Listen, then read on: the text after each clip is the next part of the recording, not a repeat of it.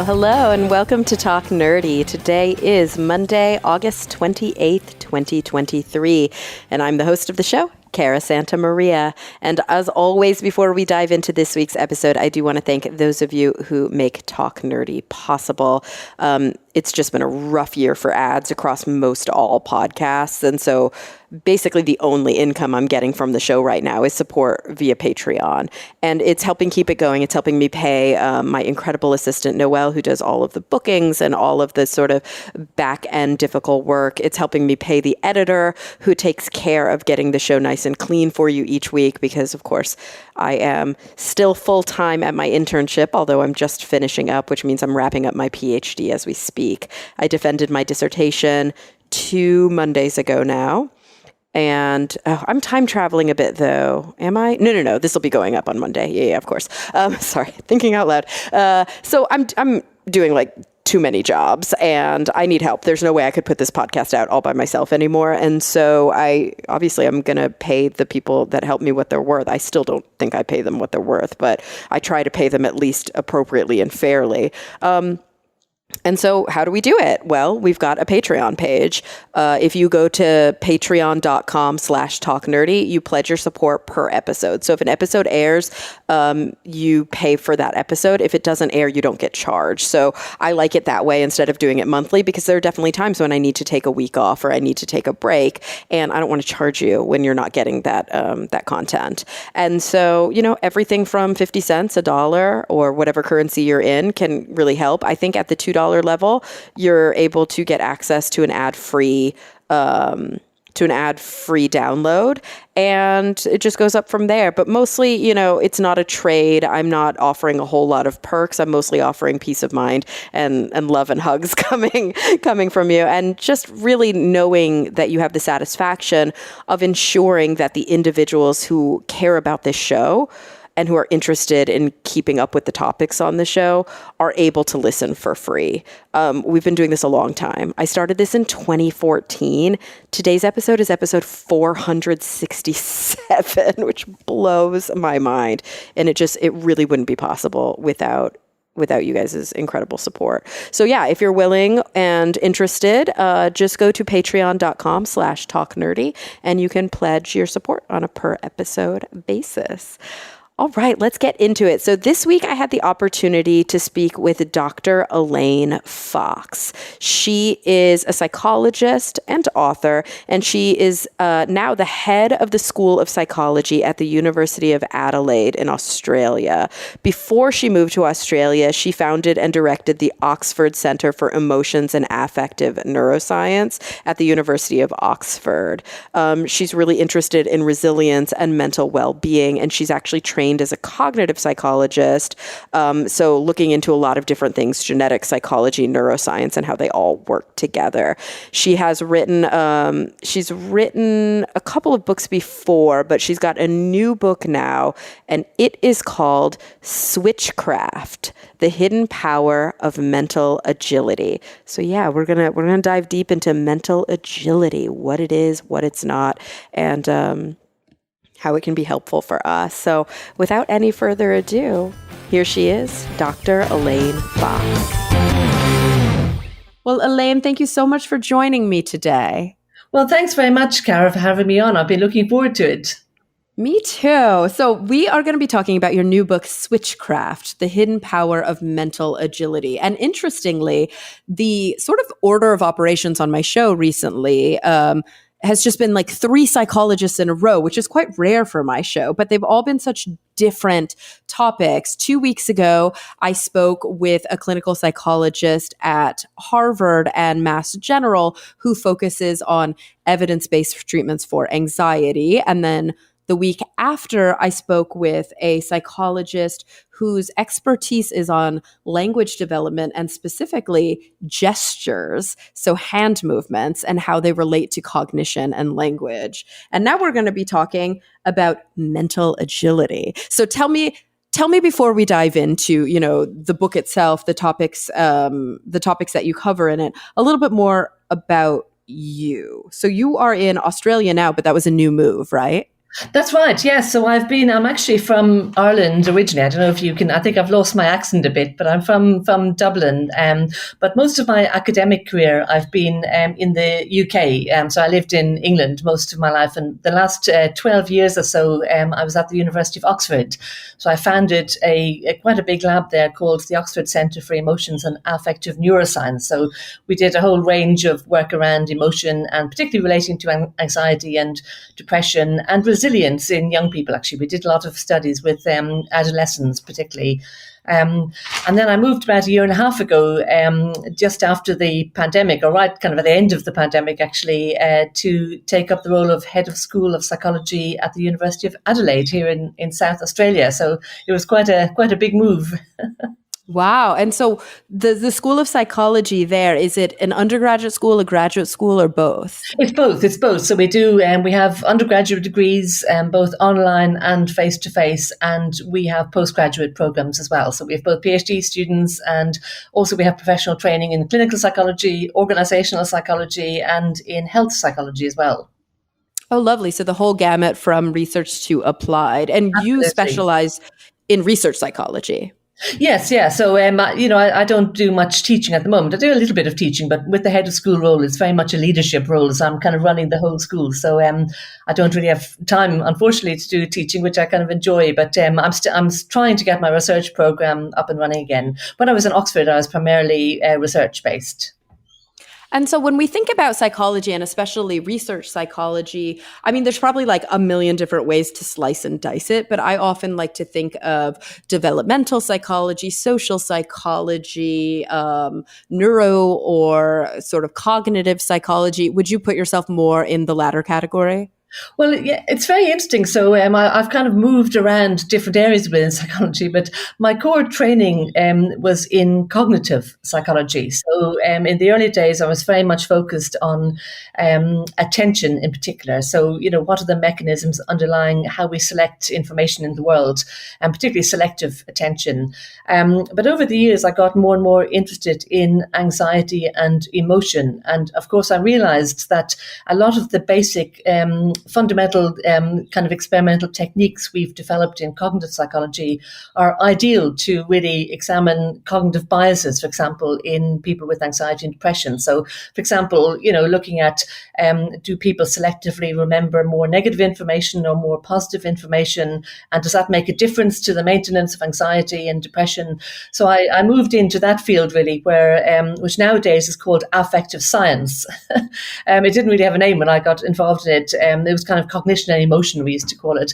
But I think that the power of it is that we're looking at a lot of those clinical conditions, but through the lens of a very hard experimental kind of science, if you like. So using the techniques we developed in cognitive psychology and also in cognitive neuroscience. So I've used a lot of brain imaging techniques in my work as well, and also got a little bit involved in genetics. The study I mentioned we ran in Oxford, we looked at a lot of genetic markers for things like resilience and anxiety as well. So I've even though I'm fundamentally, I think, still call myself a cognitive psychologist and affective scientist, I have moved around a little bit, and that's the beauty of psychology, as you say. It's quite a broad church, and you can kind of move quite flexibly between different areas. I love that so much. And, I'm thinking about my own training in psychology and how I did my undergraduate degree, straight out of high school. So I earned my degree in 2004, and then I left the field completely. I mean, I was never really in the field after undergrad, but I studied neuroscience, and then I worked in journalism for many, many years. And then I went back for clinical psychology in 2014, I think. No, that's not right. 2017 is when I started back in, and I'm about to finish. And so there's been this huge gap. But what I remember both from my undergraduate training and even from my cog psych course just several years ago was, and I don't mean this to be critical, but I'm so curious. I know I'm definitely not talking about what's in the book yet, but I'm just curious because you are, somebody who's trained as a cognitive psychologist. Did you ever get the feeling that cognitive psychology, as maybe not so much as a field, but as it is often taught in psychology coursework and in textbooks, I often struggled with my ability to make it fit with what I knew about neuroscience, because I felt like it was all these concepts that were just given new names. Yes. And I was like, I cannot conceptualize things this way. Why can't we just frame this differently and like frame it in the neuroscientific way? I always struggled with that. I think it is kind of interesting, and I think it is interesting that often the cognitive psychology came first, actually. So a lot of those models are there, and I think what's kind of happened is the neuroscience kind of developed fairly independently, and I think initially I think a lot of neuroscientists in that kind of areas, neuroscience, wanted to almost distinguish themselves from psychology. So I think they almost deliberately didn't, relate to the psychological concepts. But I think nowadays things are much closer. I think, most of us work very closely with neuroscientists and cognitive psychologists. But I agree with you. I think, all of these boxes and arrows and things that in the early days that mainly came from the 60s in cognitive psychology, it doesn't bear much relation to how we now know the brain works. For instance, I mean, it's kind of interesting because, in the early days in cognitive psychology, we kind of looked at memory and attention quite separately, of course. So, in terms of how we remember things and looking at dementia and different things. And then attention was a totally different field of study, with them, their own techniques. But nowadays, when we look at how the brain works, we realize actually it's very hard to distinguish them. And it's very hard to say where does attention finish and where does memory start. So actually, I think it's really shifted our way of thinking about these things and realizing that actually the brain really works very much as a unit. So even though it makes sense in some way conceptually to separate things and say, let's look at emotion and cognition and, attention and memory all as separate things, actually in reality, they're all mixed up in the brain and it's very, very hard to separate them. Yeah, I just can't, I just still to this day remember the phonological loop and the visuospatial sketch pad. Yeah. I'm like, why do we have to call them these? It's also embedded in your memory. Amazing. I love it. Well, sorry, that was a random turn, but I'm very excited to talk to you about all of your interesting work and especially how it in some ways is very kind of multidisciplinary, even though, you can kind of stick within the broader umbrellas of psychology, but you're seeing so many of these different inputs. So tell me a little bit about where did the title of the book, Switchcraft, come from first? Well, first of all, I have to thank my husband for that. It was actually, he came up with the idea. So initially, when I started writing it, I had various working titles like The Flexible Mind or The Flexible Brain or something like that. And I remember one day I was talking to Kevin Dutton, my husband. He's a writer as well, actually. He's written a few psychology books. And he said, well, what exactly is the book about? And I said, well, it's really about switching. A lot of the time we persist with things. And I think we've all been in that situation where we've stuck with things too long. You've stuck with whether it's a job or a relationship or living in a particular area. And, often then when you finally make the move, you think, oh, why didn't I do that ages ago? Why did I stick so long with that when I clearly wasn't really happy there?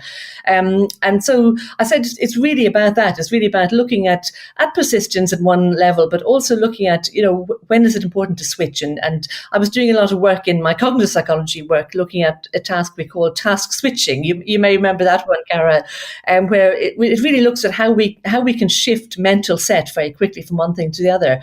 And he said, well, what about something like Switchcraft? And I thought, well, that's actually a great title, because it is kind of about that. It's about the craft of when to know when to switch and when to stick with things, really, and how to be flexible in that sense. I love that. It's almost like a kind of more extended version of the opposite of perseverate. I think of perseveration a lot, right? As this concept in psychology of sort of trying to stick with the same method of approach, even when it's not working, and not being able to. So it's sort of indicative of executive dysfunction, of frontal lobe damage, but other things as well. And sort of you're talking about the opposite of that, really being able to adapt cognitively. Absolutely. And maybe if I can just tell you a little kind of story, it came actually from my science, to be honest, of how I kind of realized how agility is so important. So I've done a lot of work. I mentioned I've done a lot of work with people with anxiety, really high worriers, highly anxious people. And one of the things we know about anxiety is that people have very strong biases in their attention system towards more negative information. So somebody opens the newspaper and they're particularly anxious, they'll instantly zone in in on the negative news story. They'll miss out the positive news story. And so I'd done a lot of work with using different experimental tasks and using neuroscience techniques, and really finding that it really is the case that anxious people, their brain tunes in very quickly to more negative stuff than more positive stuff, and they'll often miss the positive things totally, or more neutral or benign things. And so I'd kind of got into this mindset, like a lot of scientists like me, of the negative bias is the main issue in anxiety, so we need to kind of find techniques where we can get rid of that bias.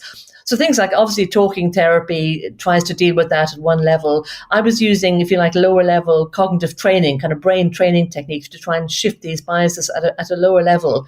And then I started doing some work with colleagues who are working in military context. And there was a group of people I kind of occasionally work with who are based in Israel. And they did a lot of work with, military personnel who are about to go into battle. And of course, there, you have very strong biases towards threat. And of course, it's very useful. That's really important to have a bias towards threat. If you're going into a war situation where you are in danger, or, if you think of situations where you're alone in the house at night and you hear a window break upstairs, or you hear a noise upstairs, it makes a lot of sense to be vigilant. And so I suddenly had this kind of insight that actually it's not the negative bias so much that's the problem. The problem with anxiety is it's the negative bias never really shifts. So when people are in kind of threatening or uncertain situations, they have this negative bias, as everyone does, and it's very appropriate. But the problem is when you're in a very safe situation where there's no particular threat, anxious people still have a negative bias. So I realized it's the inflexibility of the bias is the problem, not the bias itself. When you're in a dangerous situation, it makes absolute sense. Of course, we have to have a vigilance for threat and a bias towards threat. But that's the problem. Like for people who are less anxious and are quite resilient, they can shift very easily between being more tuned into the negative and switching out of that when they're in a very safe environment, whereas anxious people don't. There's a real inflexibility. So at that kind of low cognitive level, I realized actually I'd kind of got it wrong. I was kind of thinking the bias itself is the problem, but actually I realized just the inflexibility is the problem. And then when I started thinking about that and looking at other areas of research I was working with, and I mentioned, I was doing a big study with teenagers, with adolescents, and looking at resilience. And I realized across the board, it was those people who were more flexible and open to trying out new things and new ways of solving problems, that was really linked to resilience. So I kind of got into this whole issue that actually a lot of the time there are kind of different techniques in psychology we use or different processes we study that are really important in themselves, but often it's the flexibility with which we can use those processes or techniques that's really important.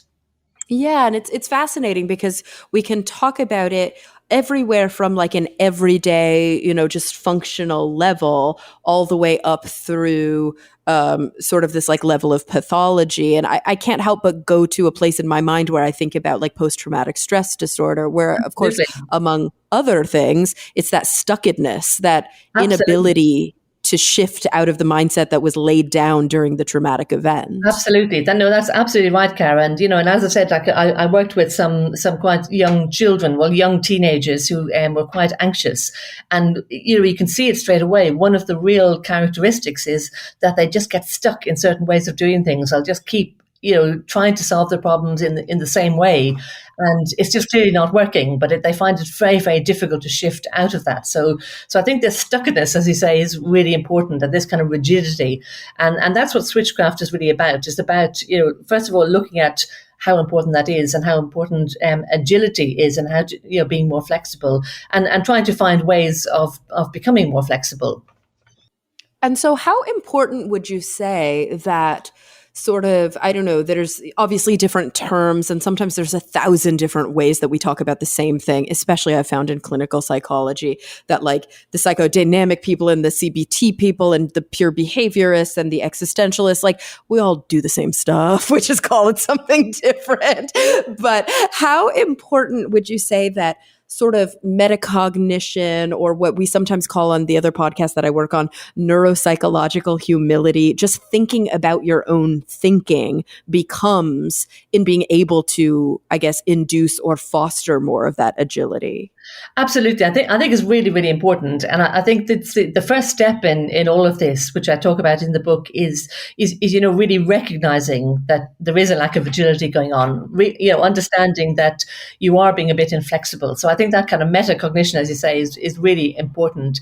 And I think the kind of difficulty I had initially, and one of the issues with the whole issue about switchcraft and agility, is that it is operating at quite different levels, as you say, from very much things in everyday life we can all see quite easily, to more kind of hidden processes, if you like. These kind of biases I was talking about are cognitive processes, or behaviors, just kind of typical ways we kind of do things. I think all of that is that's one of the complexities. Where we're looking at different levels all the time, but absolutely being aware of how we're thinking and being aware of how we're behaving is absolutely critical, I think, to kind of then making a change. And not to kind of put my clinical hat on here, but when I think about things like insight, reflexivity, this sort of metacognition, this awareness that you're talking about, I sometimes wonder, and I always want to be open to strengths-based approaches, no matter the individual that I'm working with. But I sometimes wonder, how necessary is cognitive capability? Is there a certain place where insight-oriented therapies or just insight work is not as beneficial or helpful? If we're working with somebody who's struggling cognitively because of a brain injury or because they have an intellectual disability, is there always going to be some amount of that sort of switchcraft awareness that we can find and we can highlight? Or do you think that there's a level at which this type of approach might not be that effective? I think absolutely. I think, one of the things is we have to first of all be aware of what our own abilities are, in a sense, and really understanding, both the situation we're in and our own ability. And that obviously determines what's going to be useful to us.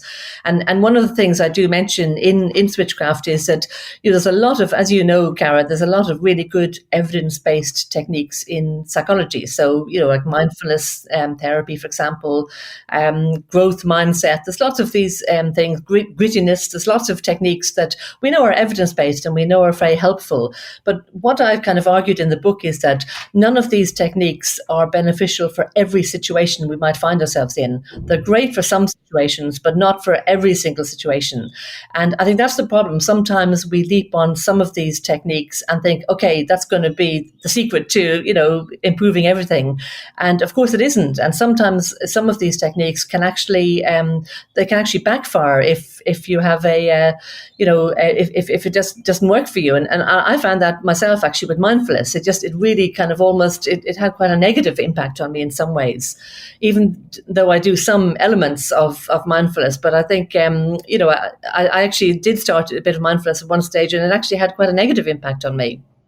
Yeah, I had a friend who, she struggles a lot with anxiety, and her first attempts at mindfulness meditation, at least, she couldn't do it because so many meditation approaches focus on anchoring to the breath, and the breath was an anxiety trigger for her. Right. The more aware she was of her breath, the worse she felt. And so, I think that goes to show how important it is sometimes to work with a professional and to work with somebody who understands how to adapt and tailor to individuals, because of course there are external anchors that we can find. Absolutely. But you may not know that if you just download an app and literally every meditation talks about coming back to the breath. Exactly. And that's and one of the things with mindfulness, I didn't realize that at all. I thought so. I was actually doing a lot of research with the mindfulness unit in Oxford at the time. So I was in Oxford University, and they have a mindfulness center there that do quite a lot of good research, looking at the impact of mindfulness in different situations. So I was doing a lot of research there, and I thought, well, I should really start doing a little bit of this myself, because if you're studying something, you should understand it on a personal level. So I just started doing a little bit of some of the typical techniques, like, as you say, focusing on breath, bit of meditation. And it was kind of really interesting. I noticed that, again, my husband, Kevin, kind of said to me one day, he kept asking me, is everything all right? Are you okay? And I said, yeah, I said, of course I am. I said, there's nothing. And at the third or fourth time he said this, like over a number of days, I said, well, why do you keep asking this? Am I giving the impression that something's not right? And he kind of said, well, you seem to have become very distant and very glassy. He used the word glassy, and he said, just distant and and not emotionally engaged as much. And I realized what I hadn't told him. I'd started doing some of this kind of meditation, and I think what I realized was, like, I've been very lucky in a sense that I've always had pretty good mental health, really. I've never, obviously I've got the usual worries and all the rest of it, but I've had pretty good mental health, and I'm pretty balanced, I think, most of the time. And I think what had happened is, because that was my starting point, if you like. Actually, when I started doing meditation, it was making me disengage from the world a little bit and just become a bit disconnected. And of course, he picked that up as I was kind of, just disengaging from him and, from everything, and just getting a bit glassy, as he said. And I just was totally unaware of that. I was genuinely unaware of it. So as I said, I stopped doing that. So I still do little bits of things. I do find things like, say, focusing on breath can be very calming. That is a good calming signal to the brain. So in the situation where I might be under a lot of pressure, I still use some of those techniques. But as a regular thing for me, it just really wasn't an effective technique, and actually had a negative kind of impact. So I thought that was kind of interesting. So that even though there's a lot of really strong evidence base for a lot of different techniques, actually none of them are good for every person or for every situation. And as you say, that's one of the skills of a good clinician, that you can really identify what's going to work well for that person in that particular situation. Something might work really well for somebody in one situation they're in, but actually when they're in a totally different type of situation, they may need some other type of technique. Oh yeah, and you see it all the time, I think, with the natural coping mechanisms and just the natural sort of resiliency that people develop throughout the lifespan. Obviously, even individuals who are not overly focused on, I guess, psychological reflexivity are going through life. They're dealing with struggles and they're figuring out ways to get through them. And what we find is that sometimes those coping mechanisms that work really well at work are shooting you in the foot at home or vice versa. Absolutely. And that's exactly what Switchcraft is about. It's really about, I use an analogy in the book about playing golf. If you think of somebody going out onto the golf course, they have a big bag of different kind of clubs, and you need that because of the different types of challenges you might have on the golf course. And if you think about it, if you only had one club, you'd be really good at one particular type of shot, but you'd be pretty hopeless in all of the other types of shots. So, and it's very much like that in life. We need a lot of different techniques. We need that kind of mental diversity to help us to really, address the different kind of challenges we're going to be faced with. As you say, the kind of challenges you have in work might be very different from the kind of challenges you have in parenting or in at home in your relationships or with your friends. We need quite different skill sets and different situations. And in some ways, it's like a radical paradigm shift, I think, from the way that we prioritize or where we put our sort of energy and our interest, at least in the West. I feel like as a society, as a culture, we tend to laud individuals who have very specific skills in very specific areas, and they become sort of, famous for what they do well. And we never think about how the well-rounded, the resilient, the sort of heterogeneously homeostatic person might actually be much more psychologically well. I mean, an example that comes to my mind, and I hate to throw you under the bus, Alex Honnold. I don't think you're listening to the podcast, but if you are, I'm so sorry. But Alex Honnold, and maybe this is kind of a dated reference now, but he is, a world-renowned free soloer, a climber, and he was in that, horrifyingly beautiful and scary documentary, Free Solo. And they did brain scans on him, and they were like, "How are you so fearless? And how can you do this?" And like, he's kind of got a very quiet amygdala. He's got a very interesting brain, but you saw the interpersonal conflict and sort of the weirdness at home with the girlfriend who's now his wife, and they now have like a beautiful family together. But the things that make him good at doing death-defying sports may not make him very good at like hanging out around the house. Absolutely. No, and that's absolutely true. And of course, we know lots of people, particularly people in those kind of like high adrenaline occupations, in military contexts, for example, or another context in sport. Often it's really, really difficult because the kind of skill sets you need to do your job, and to really kind of work effectively in those kind of really high adrenaline occupations just aren't the kind of things you need when you go home with the family or with your friends, outside that kind of scenario. So exactly, there's lots of problems that come from those kind of issues. Mm-hmm. And I think about, I often do this on the show, and I apologize to those listening if they're like getting tired of me doing it, but I'm like, it's my show, damn it. So I'm going to do what I want. Why I not? often think about, right? Exactly. I'm the one pushing stop and start. But I often think about my own, my own experiences, my own life, and my own struggles with mental illness, which have always tended in the depressive kind of mode. Like I've had a diagnosis of persistent depressive disorder since I was a child. It's a very well managed, I take medication, I go to therapy. I myself have, long been high achieving academically. And I often talk about my depression as sort of also being a bit of a reality bias because I tend towards the existential interpretations of things. And, I think I'm having kind of a congruent reaction to like the horrors of life. But I'm not an overly anxious person. I never have been. I've never been somebody who ruminates or catastrophizes. I am somebody who's calm and who is very thoughtful. I think deeply, I feel deeply, but I can sometimes get stuck literally in the sads, get stuck in the melancholy. And that's my version of stuckedness. Exactly. And I think that's, you make a really good point, Cara. I think with all of these things, and as you know very well, I'm sure, with you, we often try and make these kind of categorical distinctions between different things like anxiety and depression, different things. And there clearly are real differences. But all of these things, there's so much overlap between different things. And I think it's identifying. So rather than almost kind of, just going with a label and saying, okay, this is what I need to do because this is me. I think really, really understanding, and that's really what a lot of stuff in Switchcraft is about, is understanding your unique expression of whatever condition it might be. Because all of us really genuinely are different in how these things are expressed. And as you say, once you begin to understand what are the particular issues for you and what are the particular triggers, for example, and they may be quite different for different people, and that's when you can really start developing techniques that are going to work for you, and that may be the stuff that's generally good for certain things, but actually there may be other quite unique things that are just happen to work for you when you kind of identify your own particular triggers. Yeah.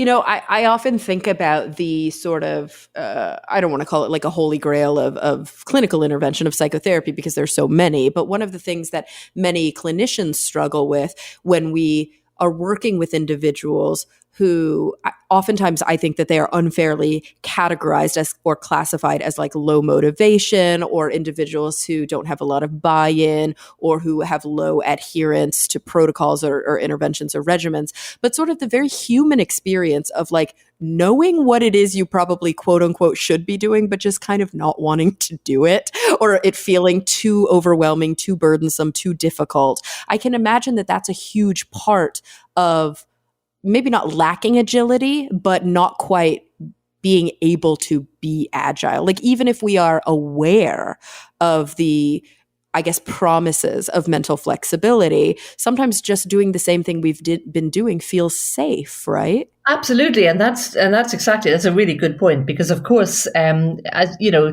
the things that are familiar to us always feel much easier. They feel safer. They feel this is the familiar, and that's why we revert to the familiar, particularly when we're under a bit of pressure. And I actually there was a very funny story actually I saw in London.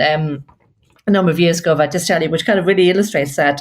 There was an armed robbery in London where a group of people held up a local store, basically a small store, and one of the guy who was driving the escape vehicle was actually a bus driver, and they were using his bus as the escape vehicle. So once the alarm was called, the police kind of got onto them very quickly, and what they realised was that actually, unbelievably, the bus was actually following its normal route. So instead of actually getting away the fastest way, it was actually following its normal route. So of course they were able to intercept it very, very easily. And I think that was a really nice example of, when we're under real pressure and real stress, we tend to refer to the familiar. So that bus driver just thought, okay, I need to turn right here. That's the usual way. He wasn't thinking flexibly about, actually so that's necessarily the funny. fastest way. And I thought it was just one of those funny things I saw in one of the, the newspapers you get on the underground trains lines. And it was, I just thought it was really funny. But I think it really illustrates that important psychological principle that when we get under stress, particularly, or when we're in a very uncertain situation, we tend to revert to the familiar. And that can be a problem sometimes, because maybe it's the familiar isn't actually the thing. And there's some phrase, sad stories, which I've mentioned in the book, where there was one example where there was a big fire, for example, in a big public venue, where a lot of people actually died in the fire because they tried to get out the way they came in, and of course they were actually much closer to exits, but actually instead of going to those closer exits, they kind of turned around and tried, because obviously in a real stress situation like that, you instantly kind of think of what's the familiar path. So you think of how did I get in? So there's some very sad situations like that where actually being more flexible is so vital. It really is life-saving in that kind of situation. And that's why in situations like in military situations and other situations, that's why it's so important to keep an open mind and to really understand the situation you're in, and what is the best way to act in that particular situation. Yeah. And I can imagine that it even extends beyond these sort of like acute or flashbulb or like high stress situations down to like the chronicity of life. Like we often think about, when working in a clinical setting with individuals who are dealing with more of like what I might consider like garden variety, what they used to call neuroses back in the day, right? Which is sort of the antithesis of psychoses. So your classic depressions and anxieties and things of that nature.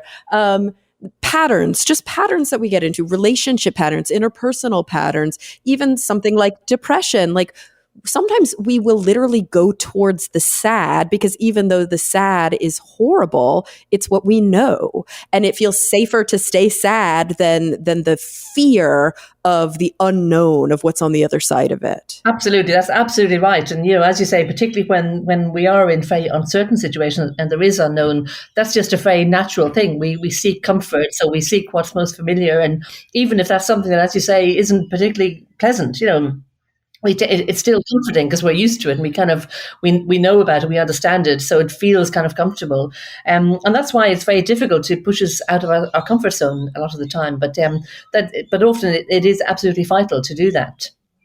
Yeah, I think back to the classic kind of learned helplessness experiments that we all learn about, which I think learned helplessness is so much more than just the cognitive concept of learned helplessness, but that this, long story short, I'll do the 10-second background, but these are really sad experiments. So, honestly, apologies. I didn't do these experiments. These are old. Right. So dog in a cage, two sides of the cage. One side, the floor is electrified. The other side, it's not. The researcher can turn on the electric grid when they want to. Of course, you put the dog in the cage, you turn on the electric grid, dog jumps to the other side of the cage where he's safe. But if you close the gate in between the two sides and you electrify the grid and the dog cannot escape, eventually, even if you open the grid again or open the gate again, you electrify the side with the dog and it just lies there and allows itself to be shocked because it's learned that it cannot escape to the other side. And I feel like that's such a prime example of a lack of mental agility because it's been browbeaten out of us. And that happens with abuse, it happens with trauma, but it also, I think, just happens with everyday micro trauma experiences, whether they're gendered or they're racial, like microaggressions or just systemic struggles. We just learn that we can't be agile in certain situations, so we stop trying to be. Absolutely, and that's an absolutely really good point. And that is, if you like, the classic example of rigidity, I suppose, or lack of agility. And it also shows us the absolute importance of control. Having some kind of degree of control. So those kind of conditions develop when the dogs had absolutely no control whatsoever. What subsequent experiments showed was if you give a little bit of control, that makes a huge difference. Or if the dog has control, if he can press a button to turn off the electric shock and has control over that, that can actually make a big difference.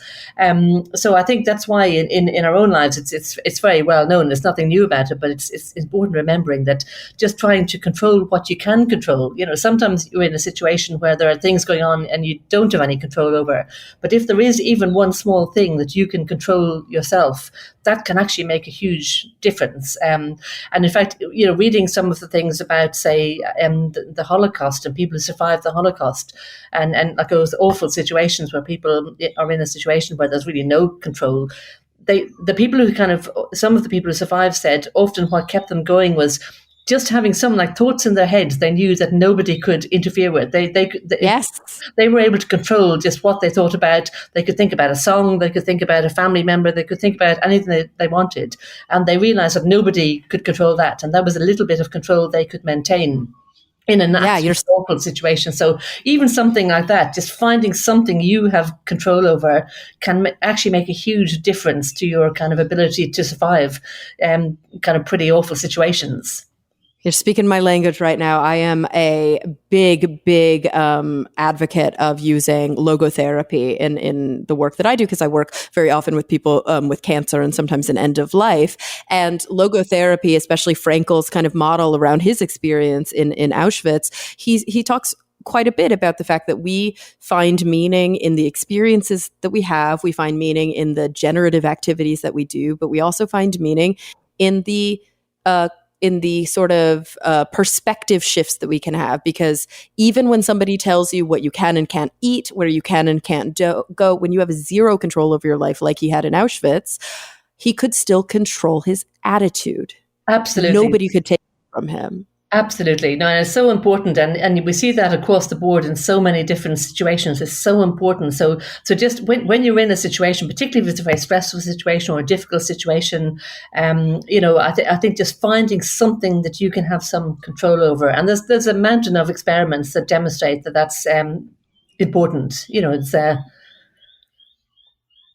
Yeah, it's like the mechanism at play here. I don't know. I know I brought this example up just last week, I think, on the show, or maybe 2 weeks ago now. I was recently in Southern Africa, in Eswatini, and we were doing some work there with some individuals who have been like victimized by poverty and gendered violence. And one of the things that happened, and this is like neither here nor there, but one of the students on the bus, she like couldn't find her passport and she started panicking really bad. And I remember like sitting with her and I was like, if we panic, it's just going to make us really bad at searching.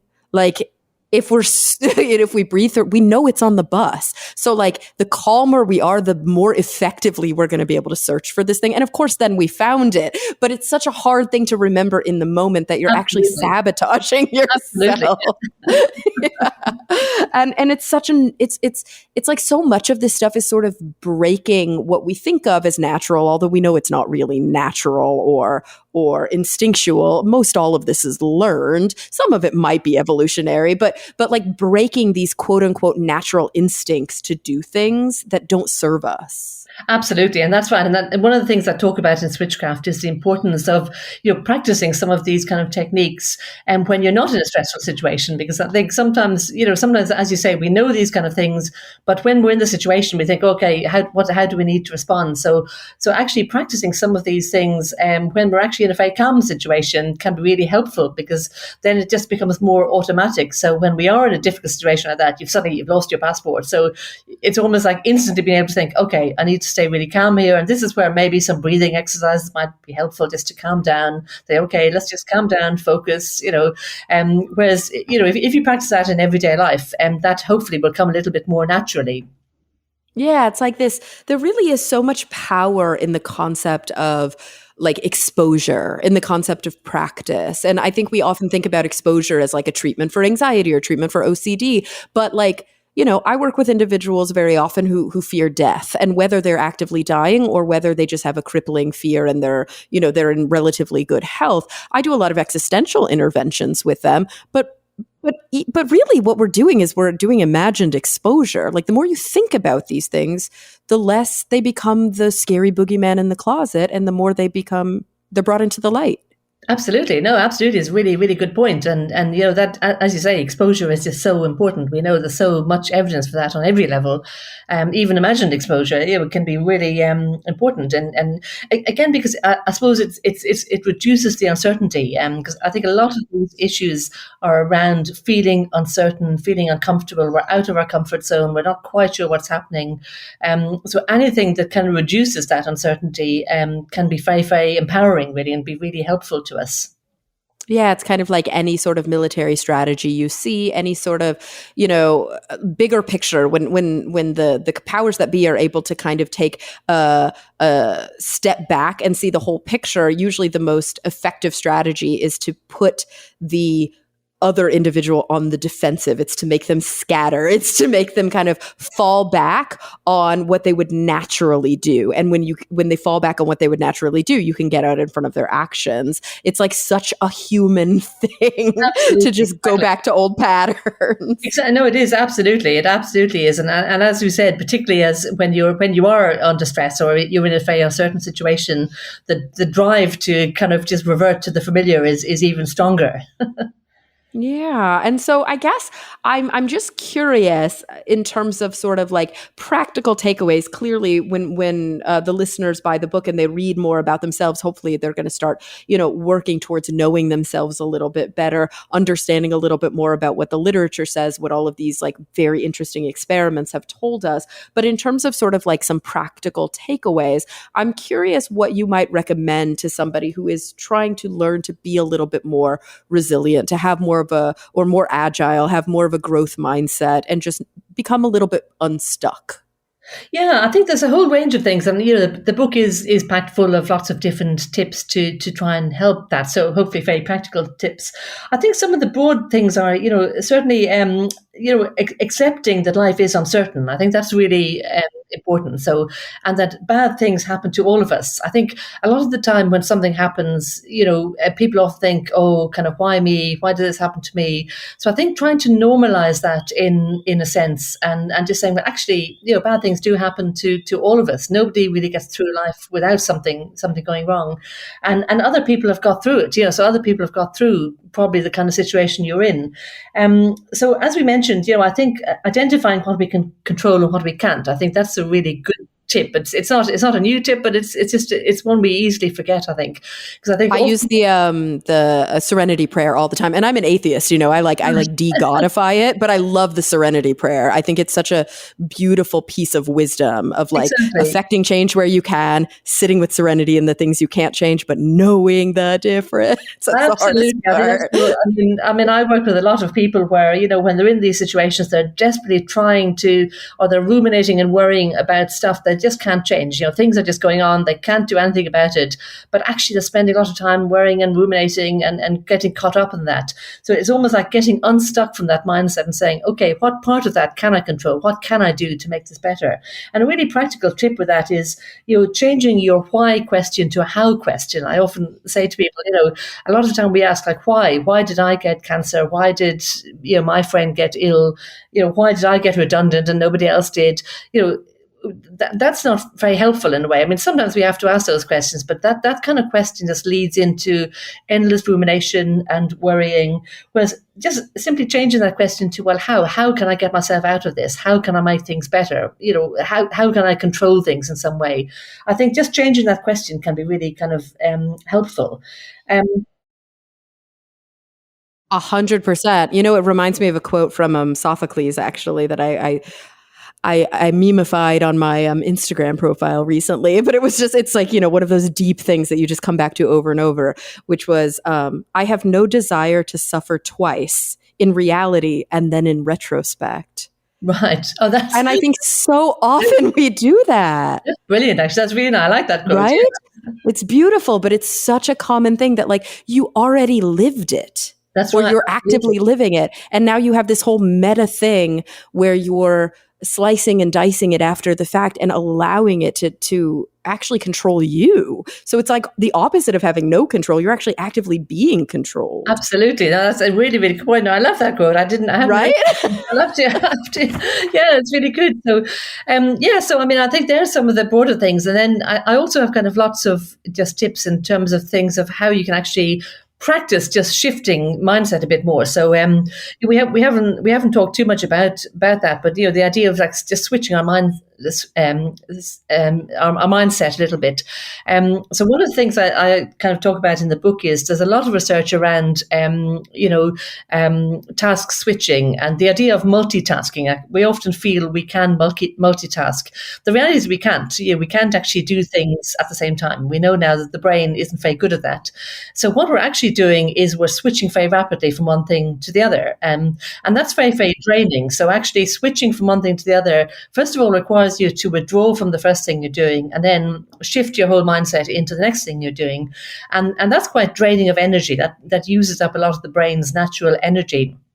So that's true in one sense that we should never. So when we're doing projects in everyday life, most of us have kind of jobs where you might have multiple projects going at the same time. So it's really important to try, if you can, just to focus on one at a time, and then have a little short break in between them. So really kind of just take a break, even if it's just to go out, have a cup of coffee, walk around the room, whatever. Just a short break to draw a line and say, okay, I finished that one. I'm now moving on to the second one. So in general, that's a really good thing to do, to try and have a break between things. But one of the kind of training exercises I give in the book is kind of almost doing the opposite. So what I suggest is doing something simple like coming up with 3 pretty straightforward tasks that you have to do that don't take too long each. So it might be, you might need to draft an email response to somebody. You might need to, I don't know, book a restaurant or, anything. Just come up with 3 tasks and just set a timer to go off at certain intervals, maybe 2 or 3 or 4 minute intervals, and start your first task. And then as soon as the timer buzzes, move on to the second task, whether you finish the first one or not. And then when it buzzes again, you move on to the third task and you just rotate through that. So that's kind of, as a training exercise, that kind of helps you to shift more rapidly from one thing to the other. So it can be, and we've done some studies on that where we found that can really help. It helps people to be much more agile mentally and just shift from one thing to the other very quickly. But as I said, in everyday life, I wouldn't recommend that. Normally, you do have to take. I was going to say that sounds like a nightmare to me. It is a nightmare, but it's just literally as a kind of a training exercise, it can be a really good way of almost loosening up your mind and helping you to shift very quickly from one thing to the other. Because that's often the problem. Like what we forget is when we're moving from one thing to the other, whether it's something big like just coming home from work at the end of the day and then going to your family, you need to just first of all disengage, if you like, pull your mind away from the first thing, so and leave that there, close the laptop, whatever it is, draw a line, and then engage with the next thing you're doing. And of course, a lot of the time we don't do that. We're kind of still thinking about things that maybe have happened in work when we come home, or vice versa, and that's really draining of mental energy. So I have put lots of tips into Switchcraft about how you can deal with that, and little kind of training exercises to help with that. I love that. There are 2 examples that come to my mind that I want to share. The first one is a friend of mine did a YouTube video once where he was trying to show exactly the phenomenon that you described, where he'd be walking next to somebody, an intelligent person. They'd be walking and talking, and then he'd ask them to solve a simple math problem, and without fail, they all stop walking. Yeah, absolutely. Because they can't keep walking and do the mental calculations at the same time. It's fascinating to watch. They all do it. It's like so funny. True. Yeah, it's absolutely true. Sometimes we think we're quite good at it. We think we're really good, but actually that is what's happening. We're switching very quickly from one thing to the other. So, yeah. It's like when people are like, I need to turn down the radio so I can see the addresses more clearly. Yeah, exactly. Because you can't attend to both. But that also reminds me of a beautiful example in my clinical work where I had a lovely supervisor in my last placement. I was working in a hospital and I was working with a client who was very close to death. And it was, she was in the ICU and she was quite sick. And so I was talking to my supervisor about going to visit her in the ICU because most of our sessions had been via telehealth. And so she was like, it's going to be very emotional. It's going to be really trying. There's going to be obviously a lot of love in the room, but you're going to see how sick she is and you're going to, feel all of the intensity of the ICU. And she was like, do not walk out of that hospital room and immediately go to your car and drive home. No, Like, absolutely. go outside Yeah, and walk. Just be outside. Give yourself, even if it's just 10 minutes, to just sit with nothing to absolutely. do. It's No, so really, necessary. absolutely, really important advice. And I think, with kind of obviously everyday situations, we do tend to forget that. And it's so important. There's so much research showing that when we don't, draw that line, particularly if something is obviously a very difficult situation like that, you just you won't be focused. You won't be paying attention to what you're doing now. So it's really important just to take that break and have a good kind of, disconnect between the two events, really. Yeah. And, it reminds me of some of the things I feel like this has been coming up quite a lot in my own clinical work lately, but also when talking to my friends in a non-clinical kind of setting. And I'm curious if you've been grappling with this a lot too. Like, obviously in the West, whether we're talking about Australia, where you are, the US, where I am, parts of Europe, like really all over the world, there is an ethic of progress, of do, of success, of check off the boxes. And I very often will have clients and even like my friends, and I do this to myself too. So obviously it's not like I know better, where I feel a fair amount of guilt when I don't accomplish things. Yes, And this idea that rest is not a reward, but it's actually prophylactic. It's like necessary in order for us to function, I think is something that we've sort of culturally been losing our grip on. And I can imagine that you cannot utilize switchcraft. You cannot be mentally agile if you are not getting adequate mental rest. absolutely. That's so important. You make a really good point. And actually, one of the things I do say in the book is let's not forget the absolute basics. Just getting enough sleep, having the right kind of diet. Having a diet that suits you, getting some exercise, all of the basic things we all know about, but actually it's very easy to forget about those things. Like that's really the starting point of everything. If you're physically well, it'll be much easier to be mentally well, I think. And as you Right. say, And even just rest is just so important because all of us, I think, are overworked. Most of us in the West, as you say, we have too many things going on. And I think sometimes we just forget that sometimes you need to just take a break, just have a genuine mental rest as well as a physical rest.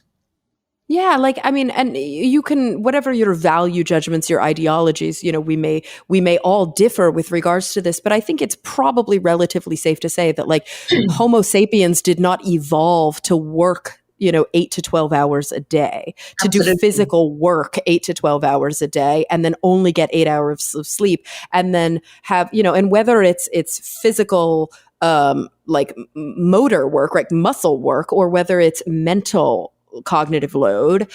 And most people don't even only work 8 hours a day. They literally work 16, 17. Every minute that they're not asleep, they're doing labor. And that's, Absolutely. No, I that's mean, right. I how, mean, how are we ever going to be good at this? Like, we've got to fundamentally change that. exactly. No, it's absolutely right, Karen. Obviously, I work in a university setting, in an academic setting, and I'm head of school now. And I really do worry a lot about academic staff are notorious for never taking a break. Right. They'll go in the evening. During the day, you might have teaching, you might have a clinic, you might have all sorts of things. But also, there's also a real imperative to publish your work, and to publish papers, and often that's the kind of thing that gets done in the evening or at the weekends, and you end up, if people don't actually consciously say, okay, I need a break, they can just keep working all the time. They're never really taking a proper break. And I think a lot of us are in that situation, and it's just so important to remember because we will just get totally drained of energy, and we won't function as well in that kind of situation. So sometimes taking a bit of time out can actually increase your efficiency and your productivity. Oh yeah, it's like, we can't put our mask on. Well, we can't put our kids' mask on until we put ours on. We're not going to be effective or efficient if we're not taking care of ourselves. And I feel like the reason I brought that up towards the end of the conversation is simply because sometimes the culture of whether it be us, discussing psychological well-being, or like the kind of self-help industry, or just the culture of like, how can I be better, stronger, faster, sort of sometimes forgets about that. It's like, well, how can I be more efficient? It's like, how about maybe we work on being somewhat less efficient? Like maybe we're all a little too efficient. And what we need to do is make space and it's so almost that the places where we're putting the energy matter. Exactly. And it's almost like asking the question, does it really matter if it happens tomorrow or the next day rather than today? Right. So it's kind of, and usually with most things, actually it doesn't. Some things obviously need to be done straight away, but for a lot of kind of things we're doing, actually, if it's a couple of days later, it's not going to be a big deal. It's not going to, it's not really going to affect anyone. In a couple of weeks' time, everyone will have forgotten, So sometimes we get ourselves very, very stressed because something has to be finished today or by the end of the week. And you think, well, actually, if it's done Monday or Tuesday, is that really going to be a problem? Yeah, it's like sometimes maybe we need to take a radically different view of what it means to be, I don't know, optimized, what it means to improve, what does success or progress or betterment look like? And I think as an entire field, human psychology, one of the things that we have to really grapple with is, what is the point? Whether we're talking about applied like clinical psychology, like why do people go to therapy? What is the point of psychological intervention? What does it mean to be better? How does that actually net out for individuals? And when we think about research, especially cognitive research, I think like your book is such a brilliant example. We're talking about ways to improve our task switching, our mental agility, our resiliency, but that doesn't necessarily mean more. Absolutely. No, that's absolutely right. And that's one thing I really, a lot of people think with switchcraft, it's all about change and be able to change and be able to switch. But the point I've really tried to make is, well, actually, sometimes the right decision is to stick. Sometimes it's sticking, sometimes it's switching. So it's not, so while it's important to be agile, sometimes agility means actually being more persistent. So if you're studying for an exam, for example, well, actually, you probably do need to persist with that and keep going with it. Whereas in other situations, and we all kind of know those situations where whatever strategy we're using just isn't working, and you need to kind of switch. So it's having the agility to do that when it's appropriate.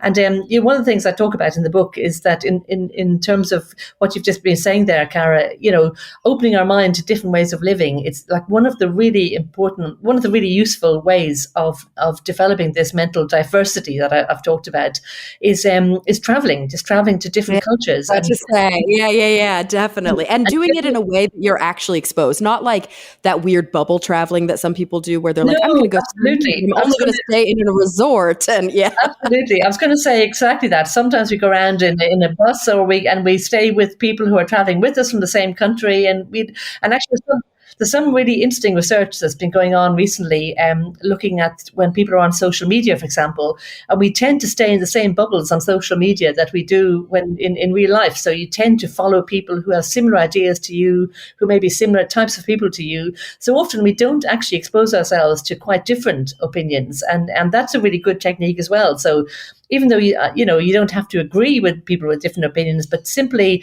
maybe listening to what people are saying, who you're not going to agree with, that can really help to open your mind a little bit. And I do that myself a lot during the Brexit debate in Britain when I was over there at the time, with this whether we leave the UK or leave the European Union or stay. And I knew that if I followed people who had a very different view to me, I knew I'd get very angry and I wouldn't agree with them. But actually, I think it was a very good way of just opening your mind a bit. And what you find is that you realize that actually they have some points that you think, okay, I can see why they're coming to that view. I can see why some of those points are actually sensible. Whereas if you don't really listen, you don't, everything just seems, you just can't understand anything they're saying really. So I think it's a really good way of just opening our minds a bit and just diversifying our mental strengths really. And that will help us then. We'll have different strategies available to help us deal with different situations and be more agile in the way we live.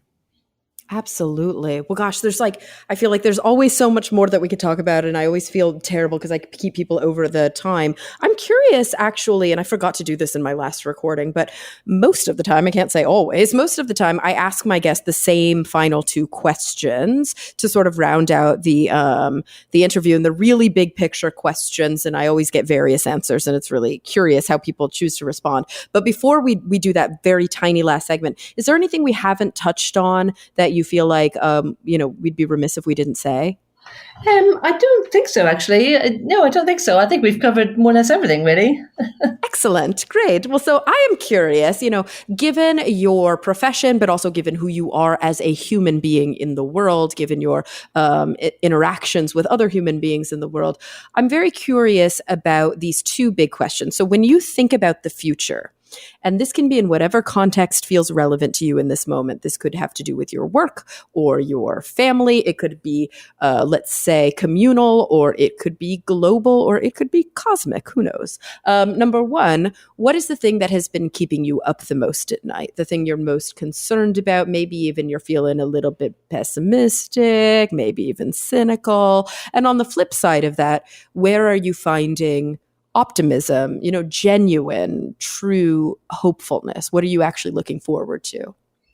Well, that's a really, really good question. It's hard to think of something straight away, but I suppose the thing that comes to mind is what's going on currently in my life. So you probably won't know, Cara, but we've just made a decision here in Adelaide that the university I'm in, I'm at the University of Adelaide, and there's another university of about the same size called the University of South Australia, that has a very different type of culture, but is roughly the same size. And a decision has been made. It's kind of been driven politically, really, that the two universities should merge together.